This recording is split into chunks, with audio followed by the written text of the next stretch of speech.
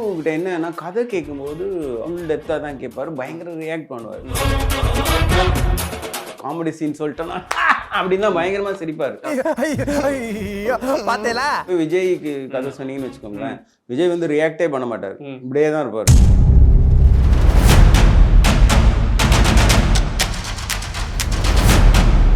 Lyca productions Subaskaran வழங்கும் அனுபமா பரமேஸ்வரன் நடிப்பில் lockdown உங்கள் அபிமான திரையரங்குகளில் வெற்றி நடை போடுகிறது. சிலம்பரசனின் சிலம்பாட்டம்னா வாலி சார் தான் எழுதினார். ஒரு ஒரு ஒரு ஹாஃப் அன் ஹவர்ல அந்த சாங்கை எழுதிட்டாரு. சிம்புக்கு ஆப்டான டைட்டில் இது. தமிழோட இன்ட்ரோடக்ஷன் சீன்லாம் நீங்க கேட்கவே முடியாது. அஜித் ஃபேன்லாம் வேற கொண்டாடினாங்க. அந்த வெளியில வந்து தூக்கிட்டாங்க என்ன பயங்கரமா. இந்த ரீமிக்ஸ்க்கு ஒத்துக்கல. ஈவன் வேரிஸ் பார்ட்டி சாங்க்கு ஒரு பெரிய செட்டு போட்டு வச்சிருந்தோம். அது என்னன்னா திருப்பி திருப்பி கேட்கிற பாட்டா இருக்கணும். அப்ப சொல்ல பிரதர், இந்த படத்துல என்ன டார்ச்சர் பண்றீங்க பிரதர் நீங்க. நான் விஜய்க்கு நிறைய கதை சொல்லியிருக்கேன். சில கதை நல்லா இருக்குனாலோ, சில கதைனா மொக்கையா இருக்குண்ணா அப்படின்னுவாரு. அப்போ எஸ்ஐசி சார்ட்ட போய் சொல்லிடுங்கண்ணா அப்படின்னாரு. அப்போ நான் போய் எஸ்ஐசி சார்ட்ட சொன்னேன், 2 கேரக்டரும் மீட் பண்ணணும். எஸ்ஐசி சார் சொல்கிற இதை கரெக்ஷன் என்னால் பண்ண முடியாது. ஐஸ்வர்யா கருத்தரித்தல் மையங்களில் ஜனவரி 30 முதல் பிப்ரவரி 5 வரை இலவச ஆலோசனை மற்றும் சிகிச்சைகளில் மாபெரும் சிறப்பு சலுகை. வணக்கம் சார், எப்படி இருக்கீங்க? வணக்கம், நல்லா இருக்கேன். ரொம்ப சந்தோஷமா இருக்கு இந்த கான்வர்சேஷன் உங்க கூட.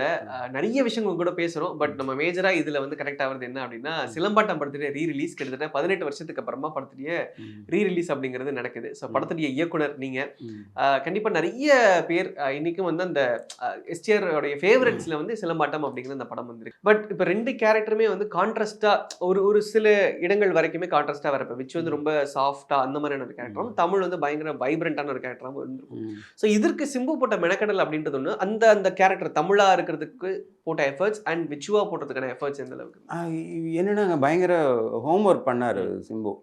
சிம்பு கிட்ட என்னன்னா கதை கேட்கும்போது ஃபுல் டெப்த்தாக தான் கேட்பாரு, பயங்கர ரியாக்ட் பண்ணுவார். ஒரு காமெடி சீன் சொல்லிட்டோன்னா அப்படின்னா பயங்கரமா சிரிப்பாரு. அப்படியே கான்ட்ராஸ்டா இருக்கு. நீங்க போய் விஜய்க்கு கதை சொன்னீங்கன்னு வச்சுக்கோங்களேன், விஜய் வந்து ரியாக்டே பண்ண மாட்டார், இப்படியே தான் இருப்பாரு. ரொம்ப நல்ல எக்ஸ்ட்ரானரி காமெடி சீன் சொல்லிட்டோன்னா அவ்வளோ ஒரு சின்ன ரியாக்ஷன் கொடுப்பார், அவ்வளோதான். பட் சிம்பு வந்து பயங்கரமா ரியாக்ட் பண்ணுவார், கதைக்கு அப்சர்வ் பண்ணுவார். அதுவே ஒரு பெரிய மோட்டிவேஷன் கொடுக்கும். ஆமாம் ஆமாம். விஜய் வந்து கரெக்டா கதை முடிஞ்ச அப்புறம் அவ்வளோ ரியாக்ஷன் இல்லாமல் இருக்கும், அவ்வளோ டீட்டெயிலாக கதையை சொல்லுவார். சொல்லிட்டு ஆனால் இது நமக்கு செட் ஆகும்னா, இது செட் ஆகாதுன்னா அப்படின்ட்டுருவார் ஓப்பனா. சில டைம் நம்ம கதை எக்ஸ்ட்ரானரியா இருக்கும், பட் அந்த மாதிரி கதை ப்ரீவியஸ் கதையாவோ அடுத்த கதையாவோ டிசைட் பண்ணி வச்சிருப்பாங்க. அப்போ வந்து அது செட் ஆகாம கதை நல்லா இல்லைன்னு அர்த்தம் இல்லை, அந்த டைம்ல அந்த கதையை அவங்களால பண்ண முடியாது, அதனால வேணான்றுவாங்க. ஸோ நான் ரைட் டைம்ல போய் அவருக்கு சொன்னேன். So he was very happy with this. ஆனா என்னன்னா விஜய் சார் வந்து நீங்க அந்த ஸ்கிரிப்ட் சொல்றப்ப எனக்கு தெரிஞ்சு அது வரைக்கும் அவர் டபுள் ஆக்ஷன் பண்ணதே கிடையாது. பண்ணல. So இந்த ஸ்கிரிப்ட் அவருக்கு கண்டிப்பா அதுல இம்ப்ரெசிவா இருந்திருக்கும்ல. விஜய் வந்து எந்திரிச்சு ஆனா அந்த படம் நம்ம கன்ஃபார்மா பண்றோம்னா தான் சொன்னார் என்கிட்ட. எஸ்ஏசி சார் வந்து அப்போ கதை கேட்பாரு விஜய் சார். அப்போ எஸ்ஏசி சார்ட்ட போய் சொல்லுங்கண்ணா அப்படின்னாரு. அப்பாட்ட சொல்லுங்கண்ணாரு. நான் போய் எஸ்ஏசி சார்ட்ட சொன்னேன். அவரு என்னன்னா ஃபர்ஸ்ட் டைம் டபுள் ஆக்ஷன் பண்றாப்ல தம்பி, அப்போ வந்து 2 கேரக்டரும் மீட் பண்ணும் அப்படின்னாரு. அது வந்து ப்ராக்டிக்கலி அந்த கதைக்கு செட் ஆகாது. என் கதை வந்து அப்பா யாருன்னே தெரியாம அப்பாவோட மூடோ இதோ இந்த பையனுக்கு வந்துடக்கூடாதுன்னு வளர்க்குற இடத்துல பை ஜீன் பை ரிஃப்ளெக்ஸ் அப்பாவோட இது அவனுக்கு இருக்கு அப்படின்றதான். ஸோ 2 கேரக்டரும் மீட் பண்ணவே பண்ணாது. ஸோ ப்ராக்டிக்கலி அந்த கதையை அப்படி மாற்ற முடியல என்னால். ஸோ அதனால யோசிச்சிங்களா? இப்ப விஜய் சார் வந்து அந்த டைம்ல இஸ் a பிக் ஸ்டார் அப்படின்றப்ப சரி ஓகே இந்த கதைக்காக நம்ம இதை கொஞ்சம் சரி பண்ணலாமான்ற இல்ல, அது பண்ணா அந்த கதை பண்ண முடியாது. நான் விஜய்க்கு நிறைய கதை சொல்லியிருக்கேன். நம்ம கேஷுவலா டிராவல் பண்ணும்போது கதை பேச நிறைய கதை சொல்லியிருக்கேன். சில கதை நல்லா இருக்குனாலோ, சில கதைனா மொக்கையா இருக்குண்ணா அப்படின்னுவாரு. ஸோ அது ரொம்ப ஃப்ரெண்ட்லியா கேஷுவலா நடக்கும். இந்த கதை அவருக்கு பிடிச்சிருந்தது. ஆனா எஸ்ஏசி சார் சொல்ற இதை கரெக்ஷன் என்னால பண்ண முடியாது. ஏன்னா SAC sir point of view அவர் சொல்றது correct. First time double action பண்றாங்க, 2 கேரக்டர் மீட் பண்ணணும்னு நினைக்கிறாரு. அது இந்த கதையில முடியாது. ஸோ அது பண்ண முடியல. ஆப்வியஸ்லி இது அந்த பாயிண்ட் இந்த கதை வந்து சாட்டிஸ்ஃபை பண்ணாது. பண்ணனா கதை டோட்டலா மாறிடும். புரியுது. கதை மாறிச்சுன்னா அதோட அவுட்புட் ஆடியன்ஸுக்கு போகாது. Correct correct correct. ஸோ எனக்கு என்னன்னா உங்களுடைய ஜேர்னி பார்க்குறப்போ சினிமாட்டோகிராஃபர் டு டைரக்டர் அந்த ஆர்க்கே வந்து ரொம்ப இன்ட்ரெஸ்டிங்காக இருந்தது. ஏன்னா நீங்கள் வந்து நீங்கள் பண்ண படங்கள் எல்லாமே one of the biggest films and எல்லாமே பிளாக் பஸ்டர். ஸோ எந்த ஒரு இடத்துல ஃப்ரம் சினிமாட்டோகிராஃபர் டு டைரக்டர் அப்படின்ற அந்த ஆர்க் மாறுச்சு? எனக்கு பேசிக்காக வந்து அப்பா வந்து உளுந்தூர்பேட்டை சண்முகம்னு கவிஞர். ஓகே. நீங்கள் அந்த ஃபேமஸ் சாங்ஸ் விநாயகனே வினை தீர்ப்பவனே, நீ எல்லாம் தெய்வம் இல்லை, ஓகே, திருப்பதி மலைவாழ் அதெல்லாம் எழுதினவர். அப்போ வந்து தமிழ் ப்ரொஃபஸர், தமிழில் டாக்டரேட் வாங்கினவர். ஓகே. ஸோ சின்ன வயசுலேருந்தே எங்கள் வீட்டில் வந்து புக்ஸாக தான் இருக்கும். நான் வந்து ரொம்ப சின்ன வயசுல ஒரு 6th 7th படிக்கும்போதே பொன்னியின் செல்வன் படிச்சுட்டேன். ஓகே. ஸோ இந்த மாதிரி இந்த ஒரு லிட்ரேச்சரோட பேக்ரவுண்ட் இருந்துக்கிட்டே இருக்கும். இன்ஸ்டியூட்டில் சேர்ந்தது சினிமாட்டோகிராஃபி தான் இன்ஸ்டியூட்டில் படித்தோம். ஸோ இன்ஸ்டியூட் பாஸ் அவுட் ஆன அப்புறம் ஆபாவனன் சார் யூனிட்டில் ஒர்க் பண்ணி அப்படியே சினிமாட்டோகிராஃபராக வந்து பூவே உனக்காக பண்ணி அப்படியே அது ஒரு ட்ராவல் இருந்தாலும் நான் எந்த படம் ஒர்க் பண்ணாலும் வெறும் சினிமாட்டோகிராஃபராக ஒர்க் பண்ண மாட்டேன். அந்த கதைக்கு ட்ரூத்ஃபுல்லாக இருக்கணும்னு நினைப்பேன். அதனாலே எல்லா டைரக்டர்ஸுக்கும் என்னை பிடிக்கும். ஓகே. ஸோ இந்த கதை பண்ணி ரொம்ப நாளாக இருந்தது. அந்தப்புறம்னு ஒரு தெலுங்கு ஃபிலிம் வந்துச்சு. அதோட ஒரு எண்டு கிளைமேக்ஸில் இருந்தால் இந்த கதை எனக்கு இன்ஸ்பயர் ஆச்சு. ஓகே. ஸோ இது பண்ண அப்புறம் நிறைய ஹீரோஸ்ட்டு சிரஞ்சீவி சார், விஜய், அஜித், சூர்யா அது மாதிரி எல்லாத்திட்டையுமே இந்த கதை சொன்னோம். வெவ்வேறு காரணங்களால் அது பண்ண முடியாமல் போச்சு. எல்லாருமே கதை பிடிச்சிருந்தது, பண்ண முடியாமல் போச்சு. கனல் கண்ணன் வந்து அப்போ கனல் கண்ணனுக்கு இந்த கதை தெரியும். ஓகே. அப்போ கனல் கண்ணன் சொன்னார், நீங்கள் வந்து சிம்புகிட்ட சொல்லுங்கள் ப்ரோன்னாரு. இல்லை கனல், நான் சிம்புவோட ஒர்க் பண்ணதில்லை சினிமாட்டோகிராஃபி, தெரியலன்னு அவர் இது பண்ணுவாரான்னு தெரியலன்னு. அப்புறமேல சிம்புகிட்ட சொன்னேன், சிம்புக்கு பிடிச்சிருச்சு பண்ணலான்ட்டார். சிம்பு அவங்களுக்குலாம் சொன்ன ஃப்ளாஷ்பேக் வேறு. அது ஒரு கல்கட்டா பேக்ரவுண்டில் ஒரு ஹார்பர் பேக்ரவுண்டில் ஒரு ஃப்ளாஷ்பேக் சொல்லியிருந்தேன். அது வந்து சிம்பு வந்து அது மட்டும் எனக்கு ரொம்ப பெருசாக இருக்கு, அதை மட்டும் ஒரு நேட்டிவிட்டி பண்ணுங்கன்னாரு. அதுக்கப்புறம் அந்த ஃப்ளாஷ்பேக் மட்டும் நேட்டிவிட்டியாக அது சிம்பு கதை ஓகே பண்ண அப்புறம் சிம்பு சொன்ன சஜஷனில் வந்த சேஞ்ச் தான். Nice nice sir. ஆனால் இப்போ சிம்பு வந்து இஸ் வெரி யங் அந்த டைத்தில் அவர் வந்து அப்பா கேரக்டராகவும் பண்ணணும், பையன் கேரக்டராகவும் பண்ணணுன்றப்ப வாஸ் இஸ் ஓகே, ஏன்னா அப்பா கேரக்டரை எடுத்து பண்ணணுமா அப்படின்ற மாதிரியான ஒரு விஷயம் இருக்குல்ல. இல்லை இதில் என்னன்னா அதுதான் அட்வான்டேஜ். இது 2 கேரக்டருமே எங்கே தான் இருக்கும். அப்பா கேரக்டர்னு ஒரு பயங்கர வயசான கேரக்டர் அப்பாவுக்கும் பையனுக்கும் இருக்கும். அப்புறம் 2மே பயங்கர கமர்ஷியல் ஆஸ்பெக்ட் உள்ள கேரக்டர்ஸ், விச் வந்து எல்லா ஃபேமிலி கேர்ள்ஸ் எல்லாத்துக்குமே பிடிக்கும். தமிழை வந்து ஆட்டோமேட்டிக்காக டோட்டல் தமிழ்நாடுக்குமே பிடிக்கும். ஸோ அது அந்த ஜட்ஜ்மெண்ட் சிம்புக்கு இருந்துச்சு. ஆக்சுவலாக அப்போ வந்து ஒரு வேற ஒரு நான் கதை சொல்லும்போது வேற ஒரு ப்ராஜெக்ட் முகமூடி அவர் பண்ணுறதா இருந்தது. நான் கதை சொன்ன அப்புறம்தான் அவர் அதுக்கப்புறம் தான் என் படம் போர்டில் ஏறிச்சு. ஓகே. ஸோ அவர் வந்து இந்த 2 கேரக்டருமே பிடிச்சிருந்தது அவருக்கு. எனக்கு என்னன்னா சிம்பு ஜஸ்டிஃபை பண்ணுவார் 2 கேரக்டரையும்ன்றதுல நான் கான்ஃபிடென்ட்டாக இருந்தேன். ஓகே. ஸோ கதை 2 கேரக்டரும் பிடிச்சதுனால தான் அவர் கதைக்குள்ளேயே வந்தார். ஆனால் இன்னொன்று வந்து முக்கியமாக நீங்கள் இந்த படத்தில் சனா கான் இன்ட்ரடியூஸ் பண்ணியிருந்தீங்க இந்த படத்தில். ஸோ அவங்கள எப்படி நீங்கள் காஸ்ட் பண்ணீங்க? இல்லை நிறைய பேர் பார்த்தங்க அந்த டைமில், நிறைய பேர் ஓகே பண்ணோம், சில பேர் வேறு சில காரணங்களால் பண்ணலைன்ட்டாங்க லாஸ்ட் மினிட்ல. எனக்கு 2 கேரக்டர் தேவைப்பட்டுச்சு, 2 ஹீரோயின். ஒன்று வந்து ஸ்னேகான்றது ஃபிக்ஸ் பண்ணிட்டேன். ஏன்னா அது அந்த மாதிரி ஒரு ஒரு சின்ன ஒரு ரொம்ப சாஃப்டாக இருக்க கேரக்டர். இன்னொன்று வந்து நல்ல டான்ஸ் துருதுருன்னு இருக்கணும்னு. ஸோ இந்த டைமில் நிறைய பேர் பார்த்தப்ப சனா நல்ல டான்ஸர் அப்படின்னு தெரிஞ்சுது. ஸோ இந்த கேரக்டருக்கு செட் ஆவாங்கன்னா அவங்களுக்கு ஒரு ஹோம்ஒர்க் பண்ணி ஒரு ப்ரீவியஸாக டயலாக்ஸ் கொடுத்து எல்லாமே பண்ணி அவங்கள காஸ்ட் பண்ணுவாங்க. Okay okay sir. அண்ட் ரொம்ப முக்கியமாக சிலம்பாட்டம் படத்துடைய இன்னொரு பெரிய ப்ளஸ் வந்து படத்துடைய பாடல்கள். ஈவன் வந்து எல்லா பாட்டுமே சார்ட் பஸ்டர். அண்ட் அந்த படத்தில் வந்து ரீமிக்ஸாக வந்த அந்த பாட்டு வந்து ரொம்ப பெரிய ஹிட் ஆச்சு. ஸோ நீங்கள் ஃபர்ஸ்ட் டைம் அந்த பாடல்களை கேட்குறப்போ what was your reaction and எஸ்டிஆருடைய அந்த விஷயங்கள் எப்படி இருந்தது? எனக்கு என்னென்னா ஃபர்ஸ்ட் இந்த ரீமிக்ஸ்க்கு ஒத்துக்கல. ஈவன் பிரதர் வேணுமா பிரதர்னா சொல்லிக்கிட்டே இருந்தாரு. அப்புறம் ரொம்ப சொல்லி தான் நீங்க தான் கேட்டீங்க அந்த பாட்டு? ஆமா, வச்சுக்கவா நான் தான் கேட்டேன். எனக்கு என்னன்னா இந்த ஆல்பம் இப்படிதான் இருக்கணும்ன்றதுல நான் கிளியரா இருந்தேன். ஓகே. அப்புறம் எனக்கு கம்போசிங்க்கு சிம்புவோட ஹெல்ப், அவங்க 2 பேரும் பயங்கர சிங்க். நான் ஃபர்ஸ்ட் டைம் இவனோட ஒர்க் பண்றேன், அவங்க ஆல்ரெடி ஒர்க் பண்ணியிருக்காங்க, பயங்கர 2 பேரும் சிங்கில் இருப்பாங்க. ஸோ கம்போசிங் சைடில் வந்து சிம்புவோட ஹெல்ப் வந்து இப்போ இந்த அந்த 5 சாங் இவ்வளோ நல்லா வந்திருக்குன்னா சிம்புவோட கான்ட்ரிபியூஷனும் நிறைய இருக்குது அந்த சாங்ஸில். ஸோ எனக்கு வந்து நான் ஒரு கமர்ஷியல் ஃபில்ம் எடுக்கிறேன். ம். எனக்கு ஒரு மச்சான் மச்சான் வேணும், வேர் இஸ் அ பார்ட்டி வேணும், வெச்சுக்குவா வேணும், நலந்தானா வேணும். இதில் நான் கிளியராக இருந்தேன். ம், ம். வேறஸ் அப்போ அவங்க வேற ஒரு படம் பண்ணிட்டு இருந்தாங்க. அதில் கம்போஸ் பண்ண சாங்ஸ் எல்லாம் கூட எனக்கு டேபிளில் வந்துச்சு. ஓகே. அதெல்லாம் நான் வந்து இல்லை, எனக்கு வந்து இந்த பாட்டு வேணாம், ம், ம். இந்த கதைக்கு இந்த பாட்டு என்ன வேணாம். பாட்டுன்னு சொல்ல முடியுமா? Can you? இல்லை அவங்க நிறைய அந்த டைமில் அவங்க நிறைய நிறைய ஜாம் பண்ணி வச்சிருந்தாங்க. ஜாம் பண்ணி வச்சுருந்தாங்க.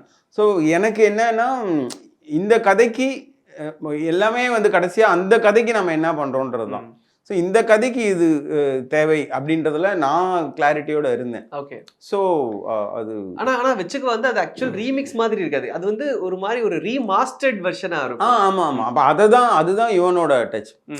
யுவன் என்னன்னா அவ்வளோ பெரிய ஒரு மேஜிக் பண்ண போறாருன்றது அவர் இது தெரியவே தெரியாது. அப்படியே இருப்பார் ஊஞ்சல்ல, ஓகே பிரதர் ஓகே பிரதர் அப்படின்னு. ரீ ரெக்கார்டிங்லேயே அது நடந்தது. ரீ ரெக்கார்டிங்கில் ஃபர்ஸ்ட் வெர்ஷன் ஒன்று இருந்துச்சு, அது ஒரு இது வரல. அதுக்கப்புறம் நான் போய் சொன்னேன், அப்படியா பிரதர் அப்படியா அப்படின்லாம் சொல்லி, அதுக்கப்புறம் ஒரு இந்த அசத்தோமா சத்கமயர் அந்த இதை கொண்டு வந்து ஒருத்தரை அதை பாட வச்சு, அதுக்கப்புறம் அதோட அந்த ஆர்ஆர் வரும். அது பயங்கர பவர்ஃபுல்லாக இருக்கும்.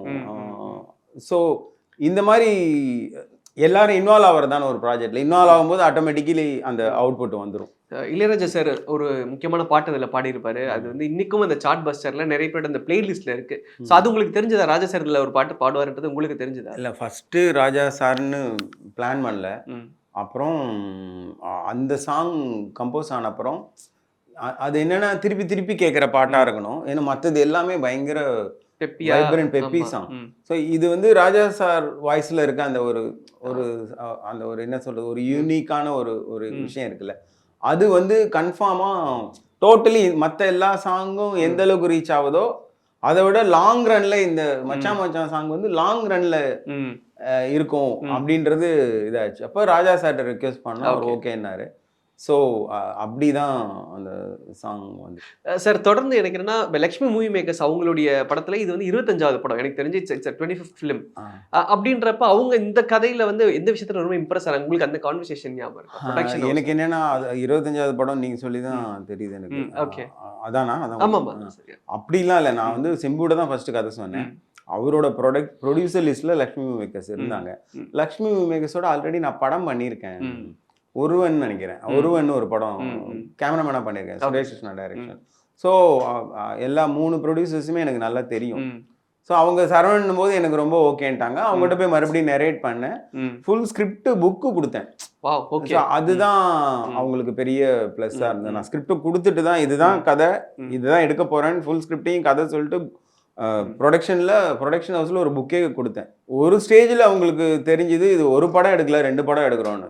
ஸோ சாமிநாதன் சார் சொன்னார், சார் நீங்கள் வந்து ஒரு படம்னு சொல்லிட்டு உள்ளே வந்து 2 படம் எடுத்துட்டு இருக்கீங்க சார். இந்த செட்டப்பில் ஒரு ஆர்டிஸ்ட், நெடுமுடி வேணு, ஸ்னேகா, இந்த மாதிரி இந்த செட்டப்பில் ஒரு இருக்கும். இந்த செட்டப்பில் வந்து டோட்டலி பிரபு சார், டோட்டலாக இது 2 set of artist, 2 set of comedians, எல்லாமே 2 செட்டா இருக்கு. ஸோ அது வந்து அவங்க, நான் சொன்னேன் சார் நான் வந்து உங்களுக்கு ஸ்கிரிப்ட் கொடுத்துட்டு தான் இந்த படம் பண்றேன், புது கதை பண்ணலை அப்படின்னு. ஸோ அது அந்த ஒரு இது வந்து அவங்ககிட்ட இருந்து இருந்தது. அண்ட் இந்த படம் தீபாவளிக்கு பிளான் ஆனது, அண்ட் தென் இட்ஸ் காட் போஸ்ட்பான்ட். அது என்னன்னா, இப்போ அது இந்த படம் வந்து ஆக்சுவலாக வந்து 95 days 100 days ஆயிடுச்சு ஷூட்டு. ஸோ அது எனக்கு போஸ்ட் ப்ரொடக்ஷன் ஒர்க்கு முடியல. அப்போ ஒரு மழை வேற வந்துச்சு. ஸோ அப்போ இந்த இது வேர் இஸ் பார்ட்டி சாங்க்கு ஒரு பெரிய செட்டு போட்டு வச்சிருந்தோம். ஸோ மழையில ஃபுல்லா ஓகே செட்டே போயிடுச்சு. திருப்பி மறுபடியும் செட்டை ரீஎரெக்ட் பண்ணோம். ஓகே. ஸோ அதில் வந்து அந்த சாங் வந்து ரொம்ப அந்த படத்துக்கு ரொம்ப தேவையான சாங்காக இருந்துச்சு. ஸோ அந்த மாதிரியான சில காரணங்களால தள்ளி டேட் போஸ்ட் பண்ணேன். Okay sir. அண்ட் நீங்கள் செட்டுன்னு சொல்கிறப்ப அந்த இன்னொரு பாட்டு தமிழன்றா நானூறு தமிழன்றான்ற பாட்டுடைய செட்டுமே வந்து பயங்கர பிரம்மாண்டமா, அந்த பாட்டே வந்து அந்த ஒரு திருவிழாக்கான ஒரு மூட்ல வந்து அந்த பாட்டு இருக்கும். So working on that song, அந்த set experience, and I think அதில் மேமுங்க கூட கொஞ்சம் ஒர்க் பண்ணியிருப்பாங்கன்னு நினைக்கிறேன். யாரு? சங்கீதா மேமும் கொஞ்சம். இல்லை அது சும்மா நியூஸ், அது ஓகே ஒர்க் பண்ணல அவங்க. ஓகே. என்னன்னா எனக்கு வந்து ஒரு அந்த ஐயனார் சிலை, பனை மரங்கள் சூழ்ந்து அது இருக்கும், ஒரு நேட்டிவிட்டியாக சாங்காக பிளான் பண்ணோம். அது வாலி சார் தான் எழுதினார். அது வாலி சார் வந்து அப்பாவுக்கு ரொம்ப ரொம்ப பழக்கம் ஃபேமிலியாக. ஸோ நான் போய் இந்த மாதிரி அவரோட blessing வாங்கிட்டு இந்த மாதிரி சுச்சுவேஷன்லாம் சொன்னேன். ஒரு ஒரு ஒரு ½ அன் ஹவரில் அந்த சாங்கை எழுதிட்டாரு. எழுதிட்டு இந்த பாட்டு பெரிய ஹிட் ஆகும்டா உனக்கு, உனக்கு வந்து உங்க அப்பாவோட blessing இருக்கு, எல்லா blessing இருக்கு, இந்த பாட்டும் ஹிட் ஆகும், தமிழ் சார்ந்த பாட்டு வேற. ஆமா, ஸோ படமாவும் ஹிட் ஆகும் அப்படின்னு பிளஸ் பண்ணாரு. ஸோ அந்த சாங்ல வந்து வாலி சாரோட பர்சனல் பிளெஸிங் எனக்கு இருக்கு. ஸோ அது அந்த சாங் வரும்போதெல்லாம் எனக்கு வாலி சார் ஞாபகம் வந்துடும். நான் உனக்காக எழுதுனேன்டா அப்படின்னு எனக்கு அவர் கொடுத்த ஒரு இது கிஃப்ட் அது. டைட்டில் வந்து இதுதான் நீங்க பிளான் பண்ணிருந்தீங்களா? ஏன்னா சிலம்பாட்டம் அப்படின்ற அந்த டைட்டில். ஆமா, அது என்னன்னா முதல்ல வெவ்வேறு டைட்டில் என்னென்னமோ யோசிச்சோம். திடீர்னு ஒரு நாள் நான் அப்போ வந்து ஒரு மோகன்லால் சாரோட அலிபாயின்னு ஒரு படம் சினிமாட்டோகிராஃபராக ஷூட் பண்ணிட்டு இருந்தேன். அப்போ அந்த எண்டில் தான் அந்த கதை சொல்லி இது எனக்கு ஓகே ஆயிடுச்சு. ஸோ நான் அந்த ஷூட் முடிச்சுட்டு ஈவினிங் அசிஸ்டன்ஸ் வந்து டைலாக்ஸ் எழுதிக்கிட்டே இருப்போம். அப்போது திடீர்னு ஒரு நாள் இது சிலம்பாட்டம் போது ஃபர்ஸ்ட் எல்லாரும் ரொம்ப இதாக இருக்குது, பழசாக இருக்குது அதெல்லாம் சொன்னாங்க. எல்லாருக்குமே ஃபர்ஸ்ட் இது புரியல. அப்புறம் கொஞ்சம் கொஞ்சமாக நான் சொன்னேன் இது வந்து பயங்கரமாக ஒர்க் அவுட் ஆகும், சிம்பு நடிக்கிறதுனால இது இன்னும் சிலம்பரசனின் சிலம்பாட்டம்னா இது இன்னும் சிம்புக்கு ஆப்டான டைட்டில் இது அப்படின்னு பிளான் பண்ணோம். அது பயங்கரமா. பட் பர்பஸா ஏதாவது கொஞ்சம் சிலம்பாட்டம் சார்ந்து ஏதாவது வைக்கலாமான்னு யோசிச்சிங்களா? அதான் நான் சிலம்பாட்டம்ன்றது இந்த சிலம்பத்தை பற்றிய இது இல்லை, சிலம்பரசனின் ஆட்டம், ஒரு ஆட்டம் அப்படின்னு. ஆமா, என்னன்னா ஒரு ஹீரோவோட எல்லா பொட்டன்ஷியலையும், ஒரு ஸ்டாரோட எல்லா பொட்டன்ஷியலையும் எக்ஸ்ப்ளோர் பண்ற படமா இருக்கும். ஒரு performance side, love side, dance side, fight, நீங்க படமே பார்த்தீங்கன்னா பயங்கர ஒரு கொண்டாட்டமா இருக்கும். எல்லா சீனுமே கிளாப்ஸ் வந்துகிட்டே இருக்கும். அது ஒரு சீன்ல சந்தானம் வாங்குவாரு, ஒரு சீன்ல கருணாஸுக்கு கிளாப்ஸ் வரும், ஒரு சீன்ல எல்லா சீன்லயுமே சிம்பு வர சீன்ல எல்லாமே சிம்புக்கு கிளாப்ஸ் இருந்துகிட்டே இருக்கும். நீங்க தியேட்டர்ல போனீங்கன்னா கன்ஃபார்மா இப்ப போய் தியேட்டர்ல பாத்தீங்கன்னாலும் கைத்தட்டல் இருந்துகிட்டே இருக்கும். ஸோ இது வந்து ஒரு இந்த மாதிரியான ஒரு ஸ்கிரிப்ட் இந்த மாதிரி பொட்டன்ஷியலான ஒரு ஸ்டாருக்கு கிடைக்கும் போது அது பெருசா மாறும். இந்த டைட்டில் வந்து அவரோட ஆட்டம் தான், சிம்புவோட ஆட்டம் தான், ஃபுல் எக்ஸ்ப்ளோரேஷன் தான். ஸோ அது வந்து கரெக்டாக ஆப்டா செட் ஆச்சு. Okay sir. அண்ட் மொரேட் இப்போ இந்த ரீரிலீஸ் கல்ச்சர் பயங்கரமா வந்துட்டு இருக்கு. சமீபத்தில் நிறைய படங்கள் ரீரிலீஸ்ல ரொம்ப சூப்பர் டூப்பர். இப்போ ரீசெண்டாக மங்காத்தா ஒரு பெர்ஃபார்மன்ஸ் பண்ணிச்சு. அண்ட் இப்போ வந்து சிலம்பரசன் சாருடைய இந்த சிலம்பாட்டம் அப்படின்ற அந்த அனௌன்ஸ்மெண்ட் வந்தோன்னே பயங்கர எக்ஸைட்மெண்ட் நிறைய பேருக்குமே. ஸோ அஸ் டேரக்டர் உங்களுக்கு இது எவ்வளவு சந்தோஷமா இருக்கு 18 இயர்ஸ்க்கு அப்புறம் மீண்டும் பிக் ஸ்கிரீன்ல? எனக்கு பயங்கர ஹாப்பி தாங்க. ஏன்னா இது தியேட்டர் ஃபில்ம், இது நீங்கள் தனியாக வீட்டில் உட்காந்து நிறைய டைம் கலைஞர் டிவியில் வந்துருச்சு. இது இந்த படம் one of the highest TRP இது கலைஞர் டிவியில். ஆனால் அதையும் மீறி இது தேட்டர் போனீங்கன்னா ஒரு 10 பேர் சேர்ந்து இந்த படத்தை பார்க்கும்போது உங்களுக்கு வேற ஒரு வைபு கிடைக்கும். ஸோ தேட்டர் படம் இது. ஸோ அதனால் அதே வைப்பு இதில் இப்போ இருக்குன்னு நினைக்கிறேன். நான் பயங்கர எக்ஸைட்டடாக இருக்கேன் தேட்டரில் போய் பார்க்க. லாஸ்ட் டைம் கமலா தேட்டரில் ஒரு ஷோ பண்ணாங்க, அப்பவே பயங்கர தேட்டர் களை கட்டுச்சு. அப்போ என்னால் முடியல, நான் பயங்கர ஒரு இதில் இருக்கேன். ரிலீஸ் ஆகும்போது என்ன இது இருந்ததோ, ஏன்னா ரிலீஸ் ஆகி ஃபர்ஸ்ட் டைம் தேட்டரில் போய் பார்க்கும்போது எனக்கு பயங்கர கோலாகலமாக இருக்குது. வெளியில் வந்து தூக்கிட்டாங்க என்ன பயங்கரமா. அப்போ பெருசாக அந்த சோஷியல் மீடியாலாம் கிடையாது, அதனால வந்து பயங்கர எக்ஸைட் ஆகிட்டேன் நான். ஸோ அப்போ வந்து என்னோட வண்டிக்கு போக முடியல என்னால், ஃபேன்ஸு. ஸோ அந்த மாதிரியான படம் இது. ரஜினி சார், விஜய், சிம்புலாம் ஒரு இயல்பா இது வரும். இந்த ஒரு மொமெண்ட் கிரியேட் பண்றது இருக்குல்ல ஆடியன்ஸ் கிட்ட, அது வந்து அவங்களுக்கு ஒரு இயல்பா வரும், பை நேச்சர் அவங்களுக்கு வரும். ஓகே. மற்றவங்களாம் ரொம்ப மெனக்கெட்டு பண்றதே இவங்க ஒரு ஈஸியா பண்ணிட்டு போயிடும். ஒரு அஜித் சார் வந்து அந்த லுக்கு உட்காந்து அப்படி பார்த்தாலே அது பயங்கர வைப் கிரியேட் ஆகும். அது அந்த மொமெண்ட் அவங்க கிரியேட் பண்ணுவாங்க, கனெக்ட் பண்ணுவாங்க ஆடியன்ஸோட. இதே நீங்க இந்த படத்தை பிஎன்சி ஆடியன்ஸோட பாத்தீங்களா சார்? அங்க எப்படி இருந்தது சார்? அங்க சவுத்துல எல்லாம் தமிழை வந்து தமிழோட இன்ட்ரோடக்ஷன் சீன்லாம் நீங்க கேட்கவே முடியாது. அந்த கதவை உடைச்சிட்டு ஃபர்ஸ்ட் அந்த இது வரும் சில்லவுட்ல, அப்படியே மாடு உடைச்சிட்டு வரும். மாடு உடைச்சிட்டு வந்து நின்னோன்னு பின்னாடி வருவாரு இவரு. அதெல்லாம் இப்ப எனக்கு அந்த தேட்டர் எக்ஸ்பீரியன்ஸ் நினைச்சாலும் இப்ப கூஸ் பம்ப் ஆகும். தேட்டர் வந்து அப்படி எரப்ட் ஆகும். ஸோ அது மொமெண்ட்ஸ் அந்த மேஜிக்லாம் திருப்பி ரீக்ரியேட் பண்றது ரொம்ப கஷ்டம். அது அந்த டைம்ல டிஃபிகல்ட்டா இருந்தது சார் இந்த படத்துல பர்టిక్యులர் ஏதாவது portions or something like that, அந்த மாதிரி ஏதாவது? எனக்கு டிஃபிகல்ட்னு எதுவுமே இல்லைங்க. நான் எல்லாமே என்ஜாய் பண்ணி பயங்கர அவ்வளோ ஸ்பாட் வந்து அவ்வளோ ஜாலியாக இருக்கும். சந்தானம் வந்துட்டா அவர் அடிக்கிற கவுண்டர், பிரதர் நீங்க எல்லாம் டைலாக் எழுதுவீங்க, கடைசியில எல்லாரும் என்னதான் சொல்லுவாங்க அப்படின்லாம் சொல்லுவார். டிஃபிகல்ட்னு சொல்ல முடியாது, நாங்க என்ஜாய் பண்ணி எடுத்தோம் அவ்வளவுதான். நான் ஏதோ ஒரு இடத்துல படிச்சேன் சார், ஏதோ ஒரு சாங் ஷூட்ல வந்து சிம்புக்கு சின்னதா ஸ்ப்ரெயின் ஒன்று ஆயிடுச்சு அப்படின்னு சொல்லிட்டு ரெட் சம்வேர் எங்கேயோ. இல்ல அதெல்லாம் நடந்தது, அதெல்லாம் பார்ட் ஆஃப் த கேம்ல. ஏன்னா அது ரொம்ப டஃப் மூமெண்ட், கீழே அந்த கிரவுண்ட்ல ஆடுற மூமெண்ட். ஸோ அப்போ வந்து ஒரு ஆச்சு. அப்புறம் ஒரு 1 hour பிரேக் பண்ணிட்டு திருப்பி கூட அந்த ஃபிசியோதெரபிஸ்ட் இருந்தாங்க, ஓகே, திருப்பி எடுத்துட்டோம்.